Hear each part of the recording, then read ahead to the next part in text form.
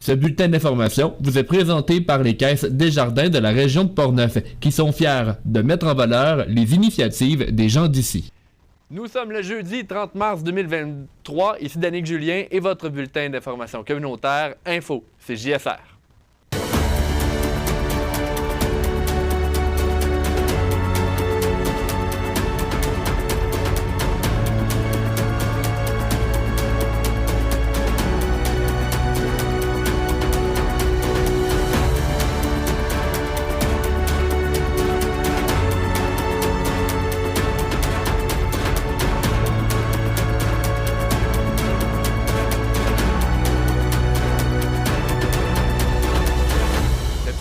On parle du club de patinage artistique de Saint-Marc-des-Carrières avec M. Éric Paquet. Le Métal Perrault de Donnacona est encore invaincu dans les séries éliminatoires de la Ligue de hockey senior 3A du Québec. Un étudiant de l'Université Laval originaire de Portneuf reçoit une bourse de 30 000 $. Des jeunes de l'école secondaire Louis Jobin étaient à CJSR la semaine dernière pour apprendre la télévision. Finalement, la Sûreté du Québec a réalisé une opération de sensibilisation à Saint-Raymond ce mardi. Bonne émission.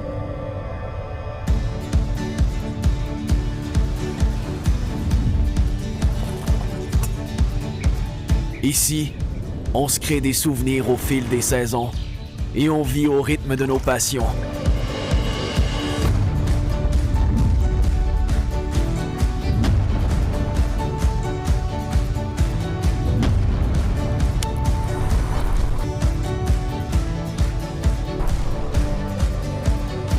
Ici, quand l'aventure nous appelle, on répond.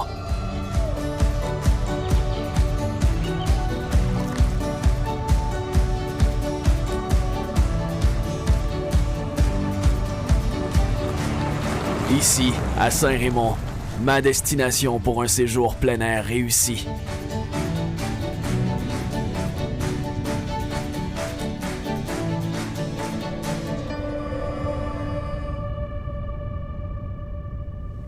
Premièrement, dans les nouvelles, une fillette de Saint-Ubalde, âgée de 9 ans, a succombé à ses blessures dans la journée de dimanche après avoir été ensevelie sous la neige, alors qu'elle et une de ses amies s'amusaient à construire un fort dans la neige. Les deux fillettes avaient été transportées au centre hospitalier. L'une d'entre elles a perdu la vie et l'autre, âgée de 7 ans, a été blessée. La Sûreté du Québec a débuté une enquête pour connaître les raisons de cet incident. La communauté de Saint-Ubalde s'est réunie lundi matin au centre récréatif de la municipalité pour soutenir la famille endeuillée. Il faut également dire qu'une campagne de sociofinancement GoFundMe a été créée sur le sujet. À Deschambault-Gondine, maintenant, le 24 mars dernier, la brigade incendie s'est présentée sur les lieux d'un accident de la route sur la route du Sceau. Un passager était à l'intérieur du véhicule et était pris à l'intérieur de celui-ci. Les pinces de désincarcération ont été utilisées par le service d'incendie pour sortir le passager du véhicule. C'est la page Facebook Pompiers Deschambault-Gondine qui a annoncé l'intervention en soulignant également le travail exemplaire des paramédics, des pompiers, policiers et aussi du ministère de Transport et Transporteurs. Nous parlons maintenant sport dans Info CJSR, alors que le club de patinage artistique de Saint-Marc-des-Carrières organise sa première compétition depuis la pandémie. C'est le 15 avril prochain qu'il va y avoir des prestations, autant d'anciennes patineuses du club, mais également de patineuses actuelles. Nous avons avec nous celui qui est chargé des communications pour le club, M. Éric Paquet. Bonjour. Bonjour, ça va bien? Ça va bien et vous? Oui, merci de me recevoir. Oui. Et on est très content de vous avoir avec nous, M. Paquet, pour parler du club de patinage. Parlez-nous un peu de l'historique du club. Là, ça fait depuis combien de temps qu'il Ça fait depuis 1975 déjà. Ça va fêter les 50 ans dans 2 ans. Écoutez, au début, c'était tranquille quand même. Il y avait quelques patineuses qui étaient là, mais ça a plus été pour les spectacles. Il y avait quelques représentations, mais ça a été plus pour les spectacles fin 80. Okay. Là, ça a été plus... il y avait plus de monde qui s'impliquait, il y avait plus de bénévoles qui s'impliquaient. Là, dans ce temps-là, ils ont fait un gros tournoi de balles pour ramasser des fonds, pour faire un gros spectacle. C'est là que ça a commencé, les spectacles, début 90, aux 2 ans. Bien, là, de plus en plus, ça grossit, puis là, on est rendu en son et lumière.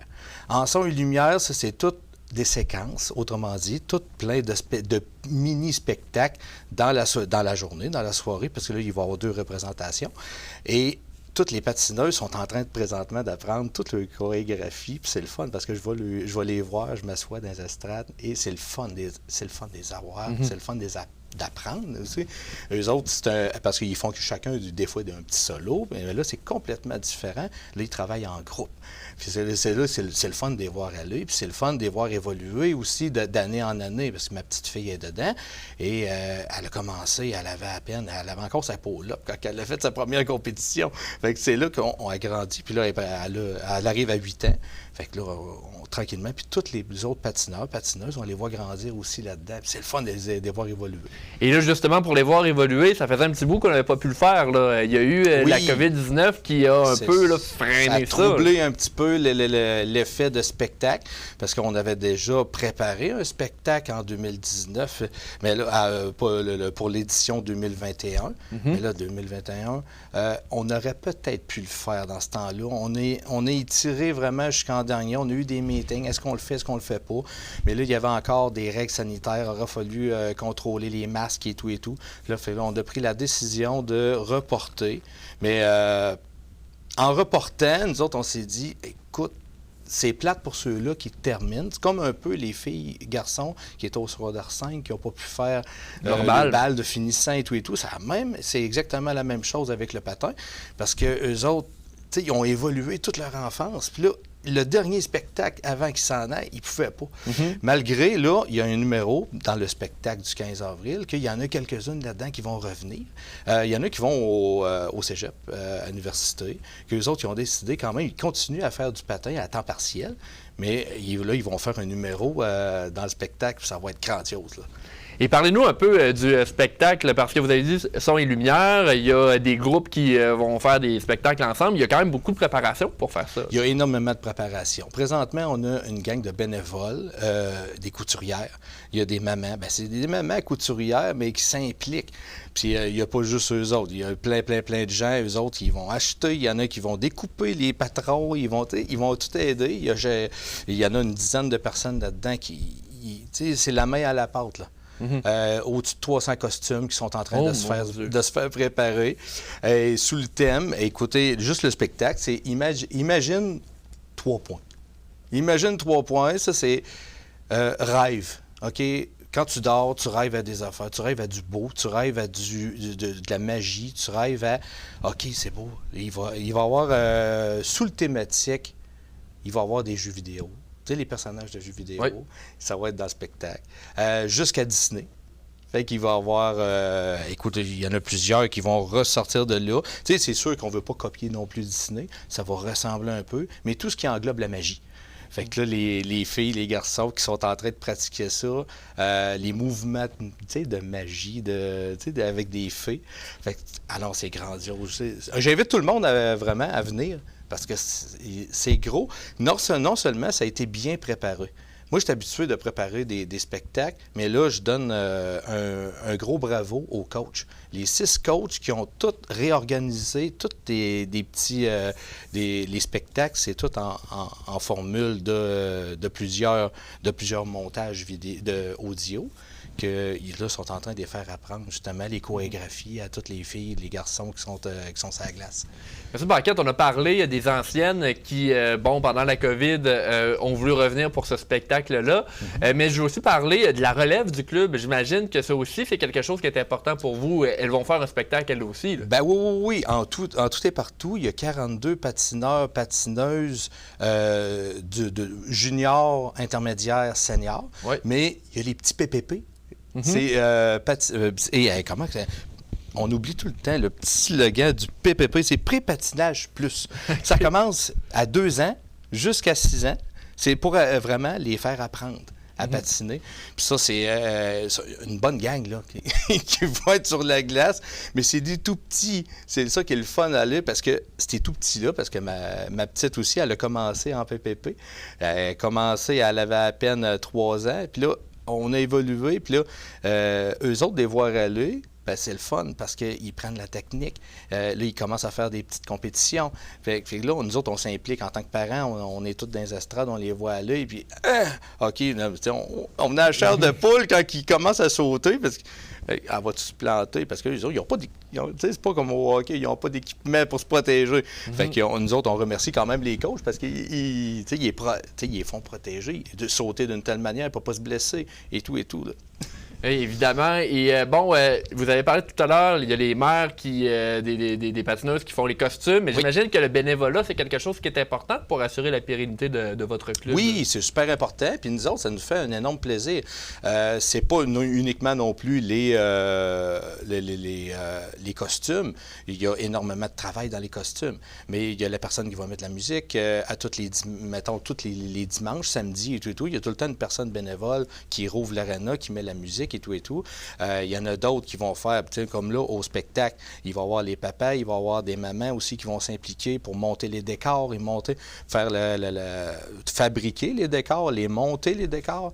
Fait que c'est tous des coups de main, des fois, qu'on a là, pour faire la promotion. Comme moi, par exemple, moi, je fais la tournée des radios, des postes de télé aussi pour promouvoir l'événement. Parce que les gens ne le savent pas, l'événement. Mais moi, je vous garantis que c'est bon à connaître, puis c'est bon à voir, ça encourage les jeunes.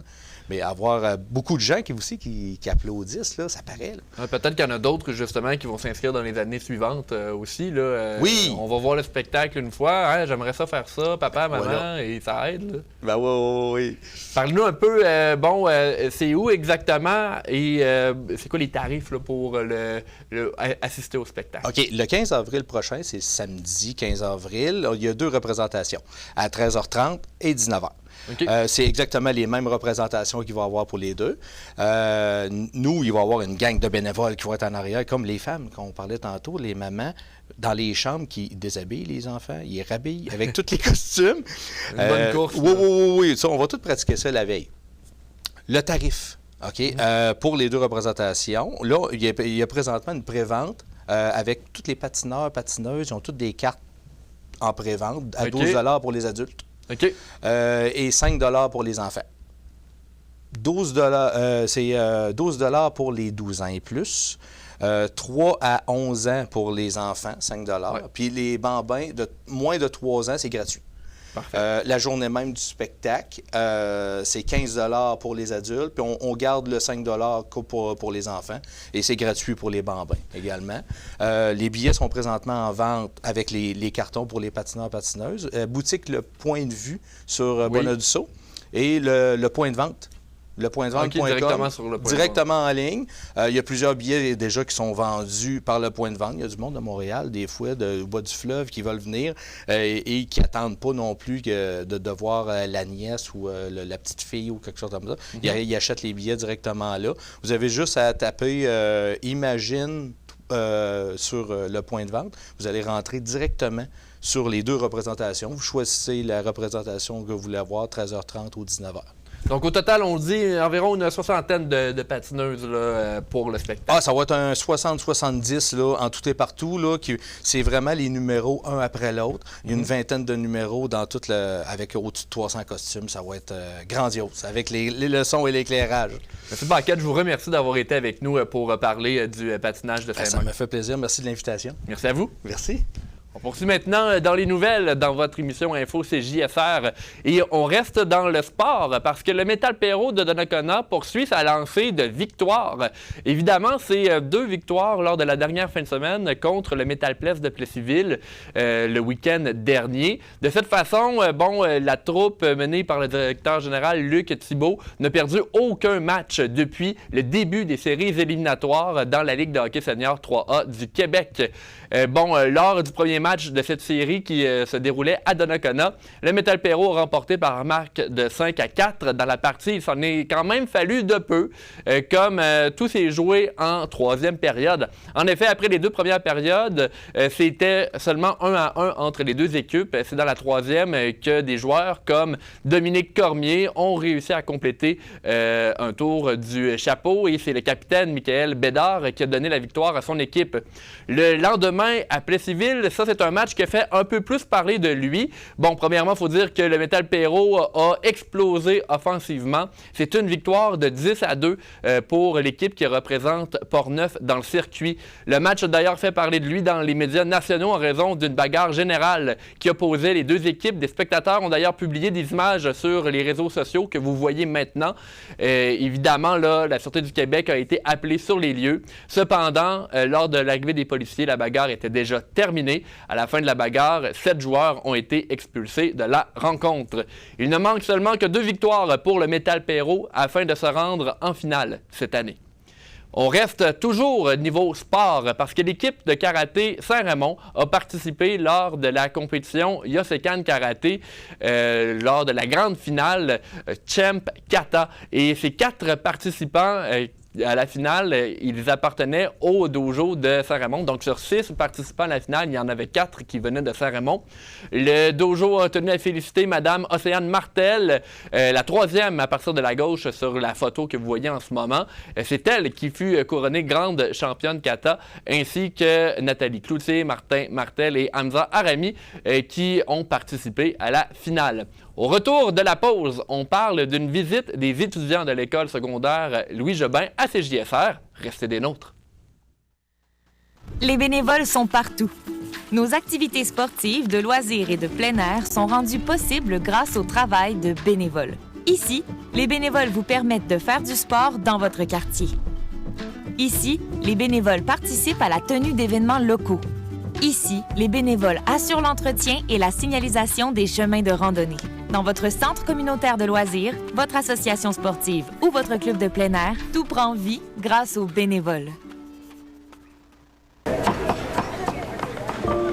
t'aime comme un fou. Je t'aime comme un fou. Je t'aime comme un fou.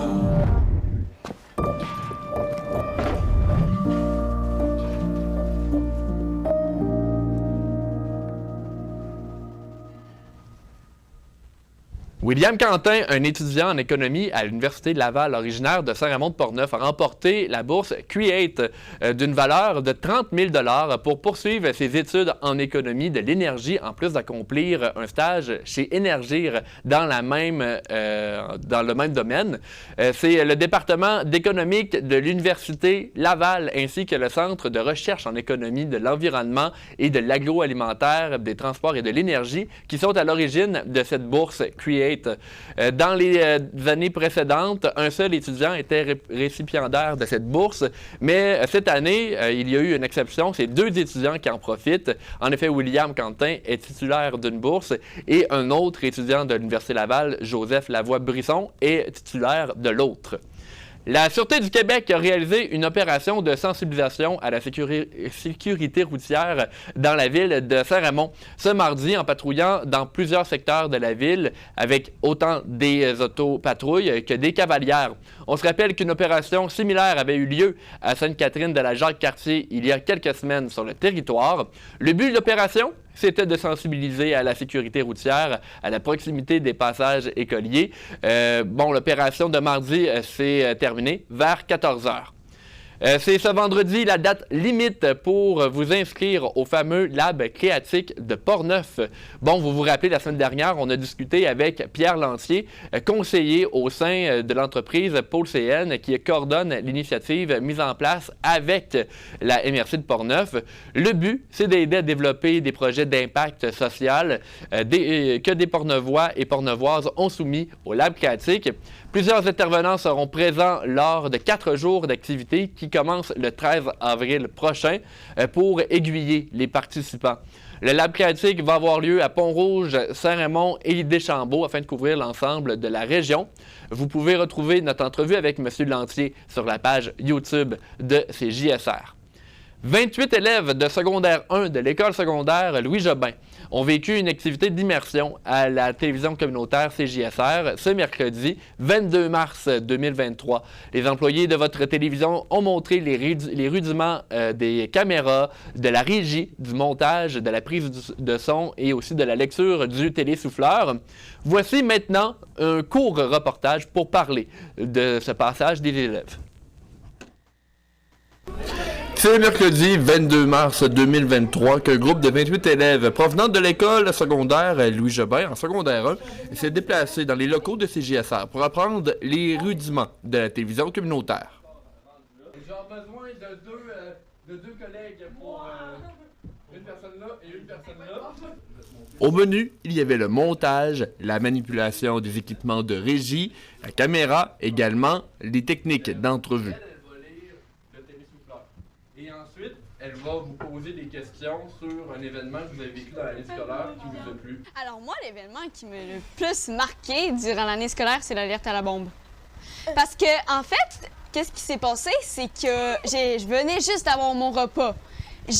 Enfin, là, d'un coup sec, il y a l'alarme d'incendie qui se déclenche, puis tout le monde qui commence à gueuler dans la carpette « Sortez! » ou sinon, tout ça, là. Puis moi, je venais juste d'avoir mon repas. Fait que là, j'avais grave le somme. En plus, j'avais super faim. Le groupe de 28 élèves était divisé en sous-groupes de 7 élèves afin de pouvoir visiter chacune des 4 stations proposées pour eux. C'est l'enseignante Isabelle Jobin qui avait approché la télévision communautaire pour la mise en place de cette activité qui se faisait auparavant auprès de Radio-Canada. De plus, les jeunes avaient préparé des ateliers de lecture pour pouvoir se filmer à la caméra. Un artiste vraiment bien connu québécois qui fait beaucoup de romans d'horreur et son livre aujourd'hui que je vais présenter sera Oneria. Lors de cet événement, les élèves de l'école secondaire Louis Jobin ont pu manipuler l'ensemble des équipements de CJSR. Les employés Luc, Tony, Danick, Suzy et Aubert ont réalisé cette formation. C'était Danick Julien pour CJSR. Comme vous le savez, le Relais pour la vie va avoir lieu à Donnacona le 10 juin prochain. Et évidemment, plusieurs équipes vont se réunir pour souligner le combat contre tous les types de cancers, en plus de récolter des fonds pour la recherche. Nous avons avec nous cette semaine la présidente de l'une de ces équipes. Il s'agit de Caroline Hardy-Savard, qui est membre de l'équipe de gaz soudure Neuville. C'est ça. Bonsoir. Bonsoir. Merci d'être avec nous ce soir. Merci de l'invitation. Madame Savard, premièrement, parlez-nous un peu de vous parce que vous avez combattu vous-même le cancer. Exact. En fait, l'an dernier, à ma date d'anniversaire, donc le 16 mars 2022, suite à des tests et à des examens, j'ai eu un diagnostic de cancer du sein. 37 ans, c'est jeune un peu pour avoir un cancer du sein, mais ça a l'air que ça faisait partie de mon plan de vie non désiré. J'ai débuté mes traitements de chimiothérapie la semaine suivante. Ils s'en ont découlé pendant tout l'été et pour se conclure avec une opération en septembre 2022. Je recommence à peine à travailler tranquillement, pas vite. Là. Je suis en retour progressif. Puis on essaie de s'en sortir du mieux qu'on peut. Et justement, l'année passée, lorsque ça vous est arrivé, vous avez agi, là, vous avez déjà participé au Relais pour la vie. C'est votre deuxième année, je pense. Là, oui, exactement. En fait, quand j'ai eu mon diagnostic, mon employeur et puis les amis se sont mobilisés ensemble pour créer une équipe pour le Relais pour la vie afin d'amasser des fonds. Le but du Relais, c'est ça, c'est d'amasser de l'argent pour la recherche pour le cancer, mais aussi pour aider les gens puis l'entourage de ceux qui sont atteints. Donc, ils ont décidé de se mobiliser. Bon, vu que moi, j'en faisais partie maintenant, je faisais partie du clan de ceux qui sont atteints. Donc, l'année passée, j'ai participé pour la marche principalement parce que j'étais en plein traitement de chimiothérapie. Donc, j'avais pas beaucoup d'énergie pour m'impliquer pour faire beaucoup de choses. Mais, j'ai fait acte de présence la journée du Relais. Cette année, j'ai décidé que je reparticipais une deuxième fois en tant que survivante parce que maintenant, je suis guérie, je suis en rémission. Je dis, on s'en va vers le plus beau et vers le plus merveilleux encore. Donc, c'est ça. Je participe comme participante cette année. Je suis capitaine de mon équipe. Puis, on organise différentes activités pour être capable d'amasser des sous. Caroline, vous, en tant que survivante, qu'est-ce que ça vous fait de participer au Relais pour la vie? je vais l'expliquer de la façon qu'on a décidé de créer nos activités cette année. C'est que, tu sais, souvent, pour ramasser des fonds pour le relais pour la vie, les gens vont, tu sais, on peut choisir l'activité qu'on veut. Tu sais, c'est vraiment libre à nous. On peut y aller de la façon qu'on le désire. On peut faire du porte-à-porte, on peut vendre des billets, on peut vendre des trucs, des articles, faire des ventes de garage. Nous, cette année, on a dit, go, j'ai le droit maintenant de voir du monde. Ouais. J'ai été 1 an à m'encabaner puis avoir peur de prendre un rhume puis de mourir parce que j'avais plus de système immunitaire. Fait que cette année, j'ai dit, moi, je me crée des événements. Je me crée des fêtes, je me crée des activités, je me crée des parties. Je veux voir du monde, je veux qu'on ait du fun. Dans mon cas, je suis guéri, tant mieux. Je veux célébrer le fait que je vais bien. Je veux célébrer le fait que je suis en vie, que ma santé va mieux. Fait que je veux partager des sourires d'en face avec plein de monde. Fait que, on a décidé pour cette année, on a décidé de créer des activités, des événements rassembleurs pour être capable d'impliquer le plus de gens possible. C'est une autre façon de ramasser des sous. Et parlons-en de ces événements-là, parce qu'il y a beaucoup de choses là, au planning là, jusqu'au 10 juin. Vous avez plusieurs activités de prévues. Bien, à date, on en a 3-4 grosses, là, tant mieux s'il y en a d'autres qui se rajoutent, mais nos plus prioritaires, si on peut dire ça comme ça. On en a une qui est, la première qui débute nos activités. C'est samedi, le 15 avril, donc avec la participation de la cabane à sucre Chabot à Neuville. On fait un souper-spectacle avec l'accordéoniste Denis Côté, monsieur du coin. Et puis, donc, il y a une partie du repas qui est payée pour cette journée-là, pour ce souper-là, qui va pour l'organisme du Relais pour la vie. Ensuite, le 6 mai, avec la participation du restaurant Rotisserie Fusée à Donnacona, on fait une fête familiale avec des jeux gonflables, des maquillages pour enfants, des mascottes, des prix de présence. On a vraiment axé sur les enfants, la famille. L'activité est gratuite en tant que telle, mais la façon d'avancer des sous, ça va être de se procurer des cartes repas pour pouvoir manger là-bas. C'est un prix spécial pour l'événement. Donc, c'est une carte repas, c'est 25 $. Ça donne droit à 2 repas. Donc, pour pouvoir manger. Donc, une famille mange pour 50 $. Une famille de 4 mange pour 50 $ cette journée-là. Il n'y a pas de problème. Troisième activité, avec la participation du Dolise de Donnacona, on organise un tournoi de billard. Fait que, pour être capable de ramasser encore des sous, il y a une partie d'inscription du tournoi de billard qui va pour la Fondation du Relais, pour l'organisme du Relais pour la vie. Et puis, le but était de choisir différents types d'activités pour rejoindre différentes classes, différents groupes d'âge, différents types de personnes aussi. Donc, on a aussi une amie qui s'implique avec nous. Elle était artisane, elle fabrique des gnomes. Donc, chaque gnome a sa couleur référence au cancer. Donc, il y a des roses qui sont pour le cancer du sein, qui sont le cancer lequel j'ai eu moi-même. Il y en a des bleus-verts pour le cancer des ovaires. Il y en a des noirs pour les personnes qui sont décédées, malheureusement. Il y en a des mauves pour le Parkinson et l'Alzheimer. Donc, on a décidé de choisir 3-4 couleurs, justement, pour être capable de représenter différents styles de maladies. Ceux-là sont en vente aussi. Donc, c'est toujours pour ramasser des sous puis avoir de l'argent. Et là, il faut dire que ces activités-là, c'est vraiment organisé par votre équipe de Gaz Soudure Neuville. Là. Il y a d'autres équipes aussi. Là, oui, exactement. Aux dernières nouvelles, je pense qu'on était 13 équipes inscrites au relais de Donnacona. Nous, notre équipe, c'est l'équipe Gaz Soudure Neuville. Donc, c'est ce que nous, on organise comme événement et comme activité. Les autres équipes, il y en a des fois qui font des lavotos, comme je dis, il y en a qui font des marches au thon, il y a vraiment différentes façons possibles. Là, aujourd'hui, on parle de celle dont mon équipe est responsable.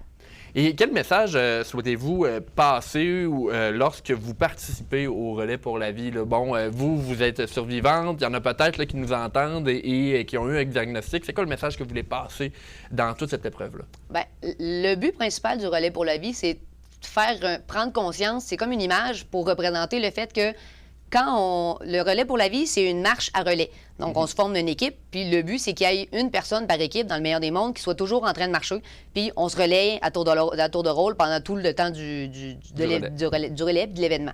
Donc, le but là-dedans, c'est de vouloir imager que quand quelqu'un a un cancer, le cancer ne prend jamais de pause. Quand on a le cancer est là, il est là il est là tout le temps, puis il dort pas, il se repose pas, il est tout le temps là. Donc, c'est un peu l'image du relais. Moi, ce que je veux faire aussi là-dedans, c'est en même temps qu'en étant survivante, je veux célébrer le fait que c'est possible de s'en sortir. C'est pas parce qu'on a un diagnostic de cancer qu'automatiquement on va mourir. Oui, un cancer égale maladie, Mais avec la recherche maintenant, avec l'argent qu'on fournit à la recherche, ça permet de faire des avancements technologiques, de pouvoir avoir des meilleurs médicaments. Puis, tu sais, j'en suis sortie, j'en suis guérie, j'en suis la preuve. Donc, oui, il a fallu que je passe au travers de des traitements, mais ces traitements-là ont sûrement été testés par d'autres personnes avant moi. C'est grâce à la recherche qu'ils ont réussi à faire ces tests-là. Donc, l'argent qui est là, c'est pour ramasser des sous pour la recherche, pour aider les gens autour, parce que le cercle d'une personne atteinte est aussi touché. T'sais, ma vie de couple a été touchée, ma vie familiale a été touchée. Il n'y a pas juste moi et ma petite personne qui a écopé. Tout le monde dans mon entourage a écopé.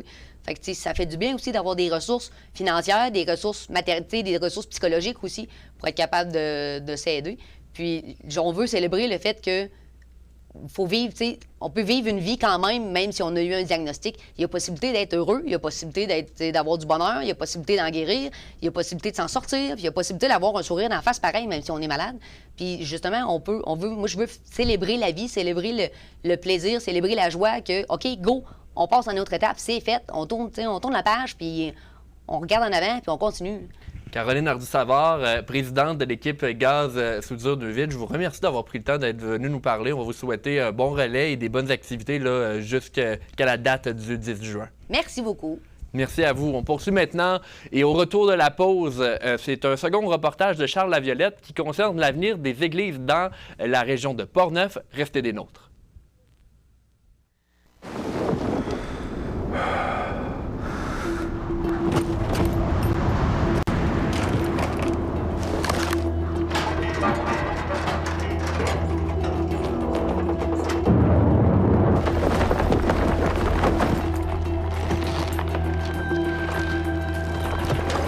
Nos matières résiduelles atteignent de nouveaux sommets. Pensons à réduire, à réutiliser, à réparer. Pensons à mieux consommer. Je m'appelle Mihaela Radu. Quand j'ai commencé le bénévolat, c'était pour voir un peu comment ça marche. Tu peux te développer un peu plus quand tu commences notre vie. Tu commences de zéro, c'est pas facile. Mais le bénévolat m'a aidé beaucoup. C'est important de faire le bénévolat avec la passion. Il y a quelques semaines, nous vous avons offert un reportage qui concerne la paroisse de Saint-Raymond-du-Nord et de l'avenir des églises dans cette paroisse. Cette semaine, Charles Laviolette se penche sur la paroisse Sacré-Cœur de Jésus de Portneuf. Voici son reportage.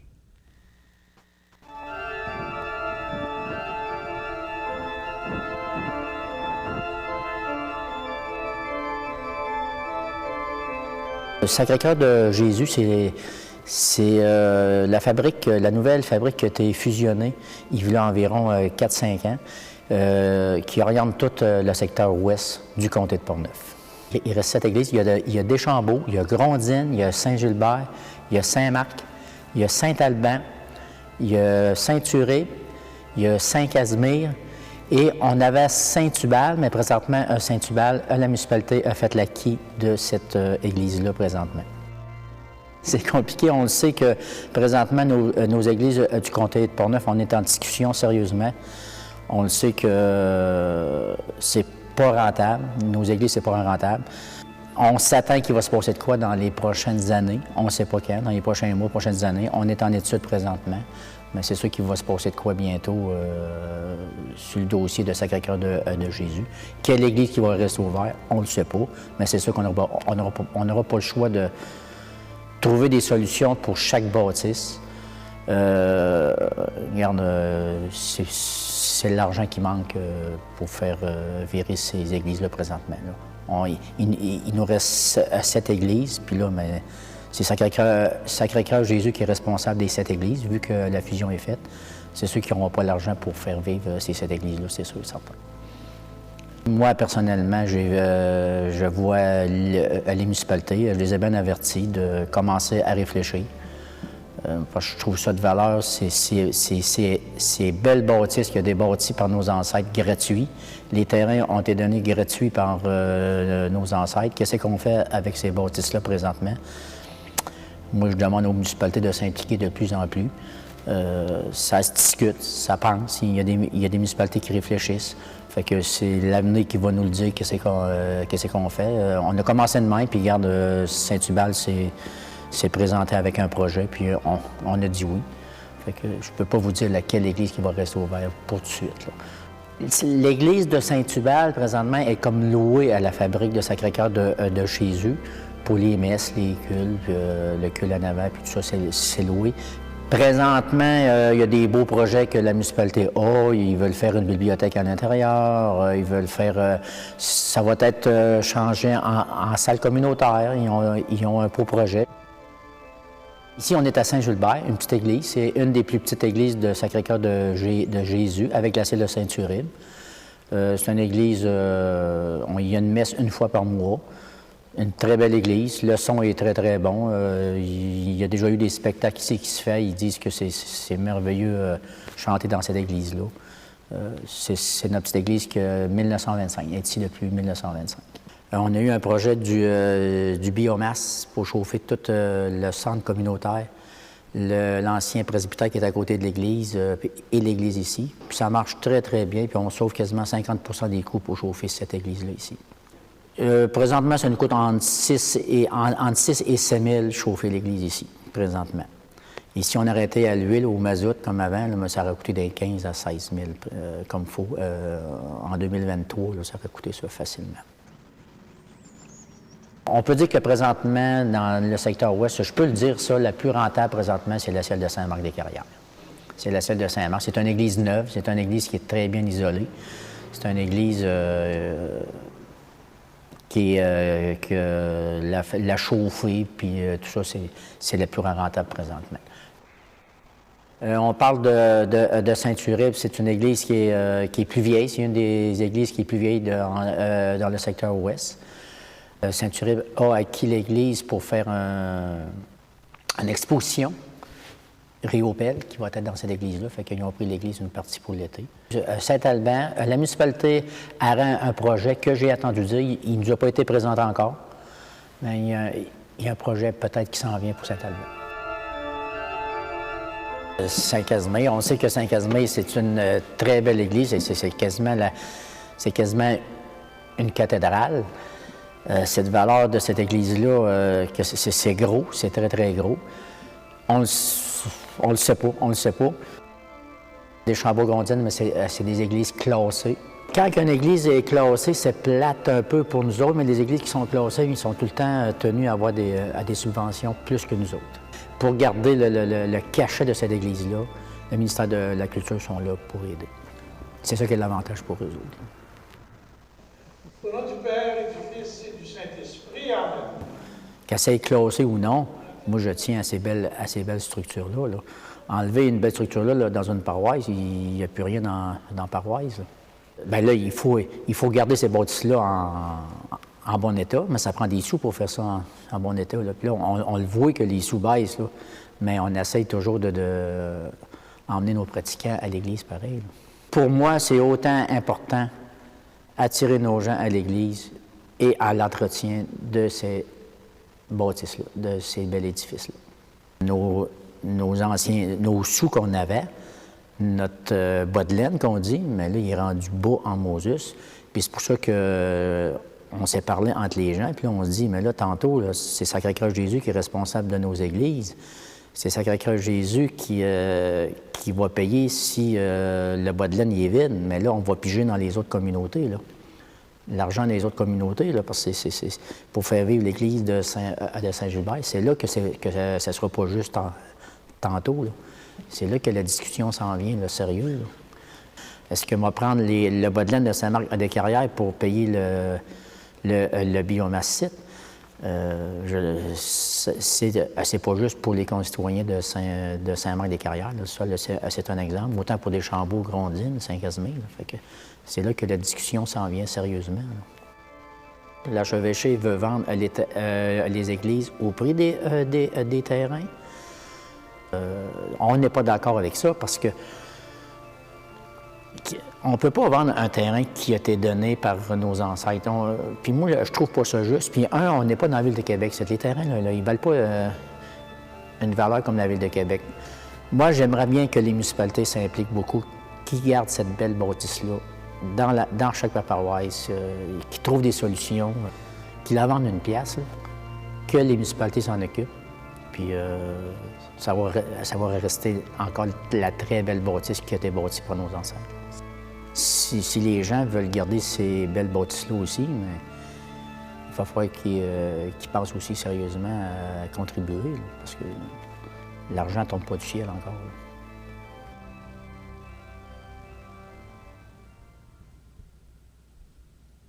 La Chambre de commerce de l'Ouest de Portneuf a ajouté une nouvelle formation pour ses membres afin d'apprivoiser davantage les médias sociaux.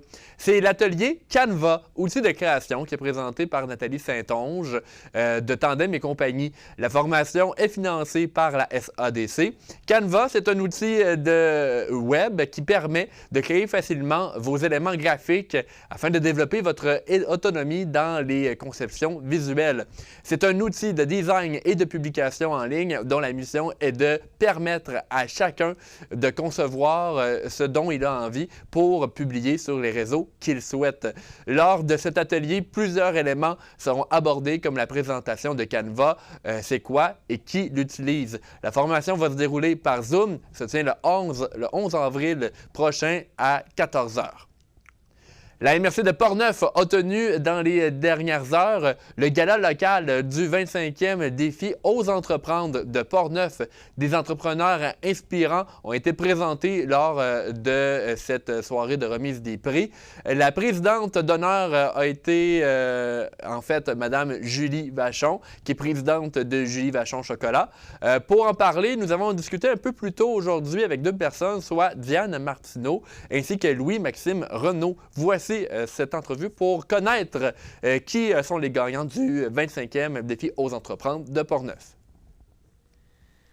Ici Danick Julien, journaliste. On parle maintenant du défi Ose entreprendre. Ce soir avait lieu l'activité remise de prix. Pour en parler, j'ai deux personnes avec moi ce soir. Diane Martineau de la MRC, qui est conseillère aux entreprises. Bonsoir, Diane. Bonsoir. Et j'ai également avec moi Louis-Maxime Renaud, qui est agent de projet en entrepreneuriat au Carrefour Emploi Jeunesse de Portneuf. Bonsoir, Louis-Maxime. Bonsoir, Danick. Le défi Ose entreprendre, qu'est-ce que c'est exactement? Le défi Ose entreprendre, c'est une activité qui a pour but de valoriser les initiatives entrepreneuriales, que ce soit au niveau scolaire ou au niveau des entreprises en tant que telles. C'est surtout axé sur les démarrages d'entreprises. C'est pour mettre en valeur et donner un coup de pouce aux gens qui osent se lancer en affaires. Et au volet scolaire, c'est pour donner un coup de pouce et mettre en lumière les initiatives de classes, de professeurs qui veulent valoriser l'entrepreneuriat. Et cette année, c'est important parce que c'est pas n'importe quelle édition du défi Ose entreprendre. Portneuf souligne les 25 ans, comme partout au Québec ailleurs, mais ça fait 25 ans que le défi existe, que des entrepreneurs brillent, que la MRC, que le Carrefour Jeunesse Emploi, que la SADC, que plein d'institutions dans le comté les encouragent. Et comme Diane disait, il y a beaucoup de concours qu'on voit, c'est par rapport à la performance, les chiffres. Là, on est vraiment dans l'idée, l'initiative, avoir envie de se lancer en affaires. Donc, c'est vraiment un concours qui donne un coup de pouce quand on démarre en affaires. Donc, le défi Ose entreprendre, c'était la 25e édition. Et là, il y avait quand même beaucoup de choses à dire, à montrer. Vous avez dit qu'il y avait un volet scolaire. On n'en parlera pas tant que ça du volet scolaire ce soir, mais il y a quand même eu des beaux projets. C'est quoi le type de projet qu'on peut retrouver dans un volet scolaire? Bien, on n'en parlera pas beaucoup, si je tiens à le dire, pas parce que c'est inintéressant, c'est super intéressant. Les jeunes, les élèves qui mettent de l'avant leurs compétences entrepreneuriales, c'est parce que à l'heure où l'émission est enregistrée, les élèves ne savent pas encore qu'ils ont gagné. Donc, on va aller faire la surprise dans les classes avec des cadeaux, aller les voir physiquement au cours de la semaine prochaine. Donc, je tiens à préciser ce point-là. Et bien, par rapport à ta question, Danick, les projets qu'on voit, il y a entre autres des fabrications de cartes, il y a des projets intergénérationnels, il y a des projets là, sur le patrimoine, l'histoire des régions avec les jeunes qui ont pris en note des histoires et qui distribuent ça. Il y a des classiques, on vend des produits, de la limonade et autres. Il y a un projet, entre autres, à l'école secondaire Louis-Jobin qui s'appelle Le Nord rencontre le Sud, avec des relations avec le Nord du Québec et les élèves de l'école. Donc, en fait, ça peut être plein de choses, ça peut être plus classique, ça peut être plus éclaté, mais c'est vraiment l'initiative d'élèves du secondaire ou du primaire au Centre de services scolaires de Portneuf qui mettent grâce, puis je sais à le dire, grâce aux professeurs qui, à chaque année, soumettent des projets formidables, qui sont là d'arrache-pied. Il y en a que ça fait des années qu'ils participent. Parce que, tu sais, les élèves, oui, ils sont fantastiques, mais là, les professeurs qui, eux, restent à l'école, tu sais, ils vont pas faire leur secondaire 1 à 5, primaire, ils sont toujours là, puis des fois, ça fait 10 ans, 15 ans qu'ils sont présents, mais eux autres, on tient à les remercier aussi, à les féliciter pendant 25 ans pour leur persévérance, ainsi que tous les élèves qui ont participé. Alors ça, c'est pour le volet scolaire. Parlons maintenant du volet plus pour les entreprises, parce que là, vous avez annoncé, en fait, ce soir, des entreprises qui vont aller à l'étape suivante dans le défi aux entreprendre. Oui. Bon, évidemment, quelle est cette étape-là? Qu'est-ce que remporter, en fait, ce soir à Portneuf, qu'est-ce que ça représente pour les entreprises? Dans le fond, remporter un prix ce soir dans cette catégorie au volet local, ça l'amène, c'est comme un laissez-passer pour aller à la catégorie régionale. La région, bien, on comprend que c'est la région de la capitale nationale. Les entreprises seront amenées encore à un nouveau comité jury, devront faire un pitch de vente, démontrer leur projet. Puis là, il y aura encore des délibérations et une remise de prix pour souligner les entreprises qui se démarquent au niveau régional. Et là, bon, j'imagine que tous les auditeurs nos téléspectateurs, en fait, qui nous écoutent, sont curieux. Bon, quelles sont les entreprises qui ont été honorées, en fait, ce soir? Bien, il y a plusieurs volets. Donc, plusieurs possibilités de gagner des prix, de se faire reconnaître, de se faire connaître dans Portneuf. Donc, avant toute chose, peut-être qu'on va décrire les différentes catégories. Puis ensuite, bien, on garde le punch à la fin. Là, on va parler des gagnants. Donc, je vais laisser peut-être Diane vous parler des différentes catégories. Cette année, on a eu des candidatures dans 5 catégories. C'est quand même exceptionnel.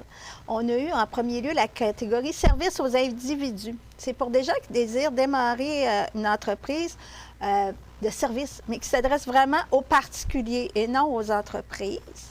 À la suite de ça, on a eu la catégorie exploitation, transformation, production. Là-dedans, on a autant des entreprises dans le secteur industriel, agricole et de la transformation. Ça peut être de la transformation agroalimentaire ou de la transformation industrielle. On a la catégorie commerce. Comme son nom l'indique, c'est vraiment pour un commerce. Ensuite, on a eu la catégorie faire affaire ensemble. Cette année, faire affaire ensemble, c'est une catégorie qui me tient chaud à cœur. C'est une catégorie qui s'adresse aux entreprises en activité, mais qui choisissent de faire affaire avec des fournisseurs locaux. Puis cette année, la surprise qu'on a eue, c'est le nombre de candidatures dans cette catégorie-là. Donc, ça veut dire qu'aux entreprendre s'adresse à la fois aux entrepreneurs qui décident de se lancer en affaires, mais une fois que tu es en affaires, t'oses faire affaire avec des fournisseurs locaux. Donc, cette catégorie-là encourage justement les entreprises à travailler avec les gens de la région ici à Portneuf. Oui, exactement. Puis, moi, j'ai toujours dit, Portneuf, c'est une pépinière d'entreprises, de belles entreprises, c'est une mine d'or. Fait que les gens ont appris à découvrir cette mine d'or-là. C'est beau à voir parce que dans cette catégorie-là, contrairement à d'autres catégories où on est dans le théorique, puis c'est super, mais là, il y a un jour où tu ne peux plus évidemment participer au défi parce que ton entreprise existe, elle est en fonction. Donc, de voir qu'autant d'entreprises font affaire ensemble avec d'autres entreprises de Portneuf et veulent participer, c'est vraiment un bon signe par rapport à la vigueur économique et à la solidarité économique des entreprises de Portneuf. Je pense qu'il nous restait aussi une catégorie, là. Finalement, on a déterminé une entreprise coup de cœur. C'est une entreprise pour laquelle les comités jurés ont eu un coup de cœur, mais qui ne se qualifiait pas tout à fait au niveau local. Mais on veut quand même donner une tape dans le dos à cet entrepreneur-là parce que l'initiative est très, très belle. C'est peut-être juste que le projet est moins avancé qu'un autre, mais il mérite d'avoir son élan lui aussi, là. Et là, le temps file, donc j'imagine que nos téléspectateurs, veulent savoir quelles sont les entreprises gagnantes là, pour ces catégories-là. Alors, juste avant, petite parenthèse, le comité organisateur, Diane Martineau-Roy de la MRC de Portneuf, moi-même, Louis-Maxime Renaud du Carrefour Jeunesse Emploi de Portneuf, et on tient à saluer qui n'est pas là, Marie-Claude Gignac du Centre de services scolaires de Portneuf. Donc, beaucoup de travail avec évidemment tous les partenaires pour donner, accoucher de ce défi aux entreprendre 25e édition. Et les gagnants, Alors, on tient à féliciter dans la catégorie nature et associés, excusez-moi, la catégorie, je vais te dire le punch, là, mais catégorie services aux entreprises, nature et associés qui ont gagné. Donc, c'est deux hommes de Saint-Raymond qui sont spécialisés dans les sentiers de vélo de montagne. Ils veulent faire une entreprise là, qui va être dans la prochaine année lancée dans ce domaine-là. Donc, super entreprise avec qui ils vont faire affaire évidemment avec d'autres entreprises. Il y a Opaguet qui gagne le volet Faire affaire ensemble, une entreprise de l'ouest du comté de Portneuf qui est beaucoup en opération dans le parc naturel régional de Portneuf. Donc, c'est deux jeunes femmes là, qui sont parties de l'extérieur, qui sont revenues dans Portneuf, une entreprise touristique sur des planches à pagaie. Donc, félicitations à elles. Et le coup de cœur, je vais laisser les autres à Diane, là, le coup de cœur dont elle parlait, c'est remis cette année à un jeune homme de Saint-Raymond, du Lac-Sergent, qui est revenu au Lac-Sergent après plusieurs années à Québec pour se lancer en entreprise maraîchère. Donc, c'est Production Chêne Dubé. Donc, Samuel Chêne Dubé qui se mérite le coup de cœur. Et je suis déjà allé voir là, son organisation, son terrain. Et franchement, c'est magnifique. Et pour les autres catégories, Diane, qui sont les gagnants? On a service aux individus, c'est au privé. Deux jeunes dames qui décident d'offrir des services médicaux, mais au privé, comme son nom l'indique. Les gens vont pouvoir aller éviter des attentes interminables dans le secteur public, aller passer des examens privés. Ensuite, on a la catégorie exploitation-transformation. C'est le projet Le Beau Chaos, une belle ferme florale qui va s'implanter à Saint-Raymond. Je vais te battre, Louis-Maxime, parce que c'est une entrepreneur qui était au territoire du Nord-Ouest, qui s'en vient ici, à Saint-Raymond, qui a choisi délibérément notre région. Cassandre Masson, je pense. Exactement. Oui. C'est un merveilleux projet. Je pense qu'on va avoir des yeux qui vont papilloter quand on va voir ces belles fleurs. Et finalement, dans la catégorie commerce, c'est l'entreprise,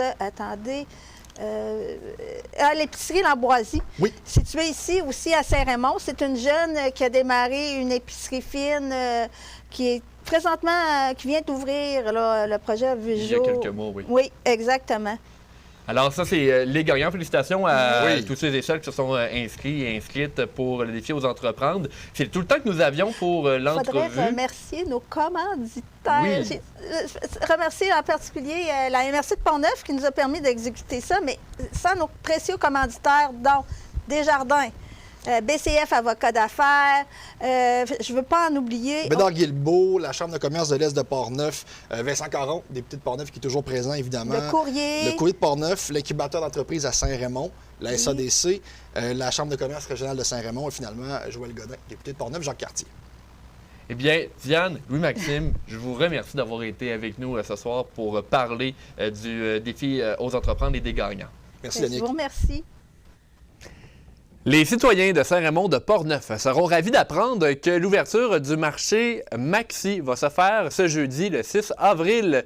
L'information, on peut la retrouver dans les circulaires que l'on retrouve dans la région, mais également la gestionnaire des communications de l'Oblat, Geneviève Poirier, l'a confirmé à CJSR. Elle nous avise aussi qu'il va y avoir une coupure de ruban officielle en présence du maire de Saint-Raymond, M. Claude Duplain, la journée même. Et évidemment, dans les autres nouvelles, c'est ce mardi 28 avril qu'a eu lieu l'annonce des finalistes pour le gala Reconnaissance des étoiles de la Jacques-Cartier à Shannon. Donc, cette année, c'est une 60aine de candidatures qui ont été acheminées, ce qui constitue un record dans l'histoire de ce gala. Selon la MRC, 39 entreprises ou individus courent la chance de remporter les grands honneurs et d'être prononcés étoiles de la Jacques-Cartier le 1er juin prochain. Il y a 14 catégories que vous pouvez voir maintenant à l'écran dans le gala. Des entreprises de Sainte-Catherine figurent dans la plupart d'entre elles. On retrouve par exemple comme exemple la Boulange Gourmande figure dans la catégorie coup de cœur. En plus des entreprises, les bénévoles sont aussi représentés dans des catégories comme les organismes qui mettent en valeur la culture. Par exemple, la Corporation de la Chapelle du Lac à Fossambeau, elle aussi est dans l'une de ces catégories. Poursuivons avec les informations policières. La Sûreté du Québec nous avise que la saison hivernale tire à sa fin dans plusieurs régions du Québec. Malgré tout, la fin de la saison des motoneiges, les patrouilleurs quadistes de la Sûreté du Québec vont continuer d'assurer une présence dans les différents sentiers fédérés de la province dans le cadre des opérations Impact véhicules hors route. Depuis le lundi 13 mars dernier, un homme de 32 ans résident de l'Ange-Gardien a été intercepté à Sainte-Catherine de la Jacques-Cartier à une vitesse de 91 km/h dans une zone de 50 km/h. Un constat d'infraction pour grand excès de vitesse a été rédigé et 549 $ avec une peine de 6 points d'inaptitude ont été attribués. Parlons maintenant de la chronique de Stéphane Lépine. Voici maintenant gravé dans notre mémoire.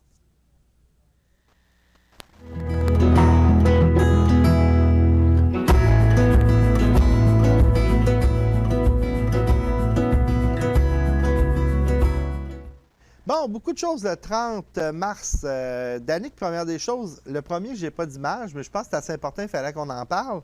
Inauguration de Place Côte-Joyeuse à Saint-Ramon. Oui. 1er avril 79. Ça fait un bout, là. Oh mon Dieu!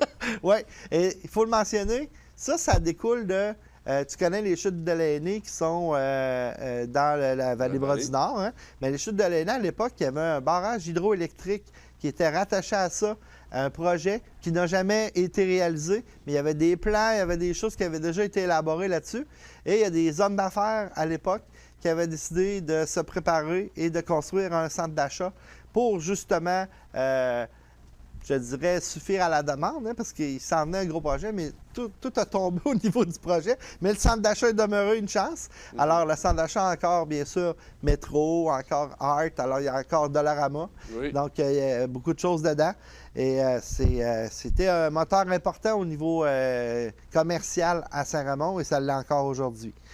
31, à l'époque, il y avait un 31 mars, hein, 2017. Luc Plamondon, qui est à Saint-Ramon. Alors, ça aussi, c'était un beau projet. C'était un projet qui s'appelait « Une image vaut 1000 mots ». C'est un projet qui a été fait par une classe. Ça, je vais vous laisser vraiment aller voir le petit extrait. Je ne me souviens pas du projet exact, mais c'est quand même spécial. Ils ont réussi à faire venir Luc Plamondon à l'école secondaire pour venir voir le projet. Alors, on va aller voir le petit reportage. J'aurais voulu être un artiste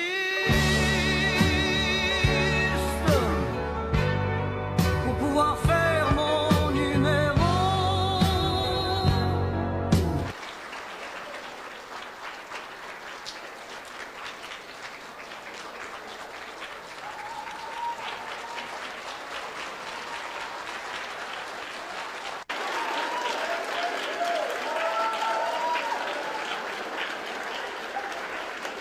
C'est tellement formidable ce que vous avez fait que vous pourriez le reproduire dans toutes les écoles. Parce que c'est vrai que c'est une façon d'inciter les jeunes à découvrir des chansons et ça fait vivre nos chansons, mais ça fait vivre la langue française aussi. Autre événement important, aussi on va avoir des images. Le 2 avril 2011, Saint-Ramon a participé à l'initiative Hockeyville. Est-ce que tu connais ça? Ah oui, ça me rappelle quelque chose. Hein. Oui, ça te rappelle quelque chose. Alors, Hockeyville, c'est une initiative canadienne. Alors, on doit se mobiliser en tant que communauté pour justement, si on gagne, on a un prix, mais aussi on accueille un match pré-saison de la Ligue nationale de hockey, c'est quand même pas rien. Là. Ouais. Et il faut le mentionner, c'est sûr qu'à l'époque, je me souviens, il y a un petit peu de déception parce qu'ils ont mis beaucoup d'efforts, mais ils ont quand même fini 3e au Canada.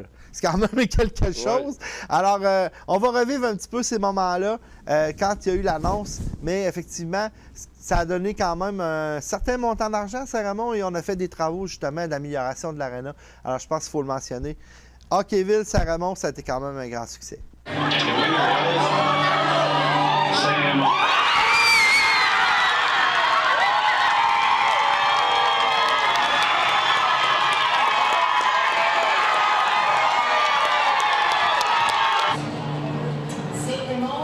Oh, troisième position! Alors, Saint-Ramon a 534 000 votes.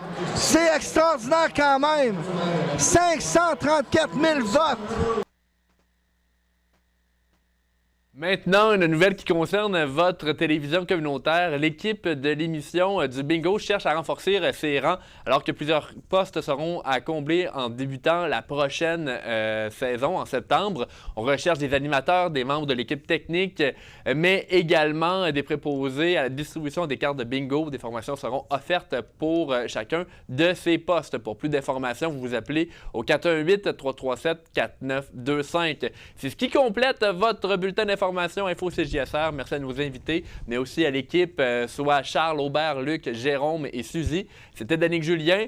On vous se dit à la semaine prochaine. Et en terminant, on se laisse avec des images qui nous proviennent du défi Ose entreprendre. Ça, c'était le rassemblement qui a eu lieu ce soir. Je vous souhaite une bonne soirée.